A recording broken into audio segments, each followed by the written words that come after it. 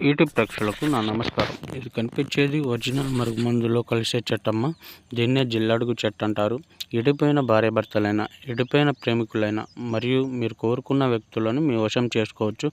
మీ భర్త కానీ మీ మాట వినకపోయినా, మీ భార్య కానీ మీ మాట వినకపోయినా, అత్త కోడల మధ్యలో సమస్యలు ఉన్నా కానీ, తోటి కోడళ్ళతోటి సమస్యలు ఉన్నా కానీ, మీ పిల్లలు కానీ మీ మాట వినకపోయినా, ఈ మరుగుమందు ఒక్కసారి పెడితే చాలు నాన్న మన వశమవుతారు.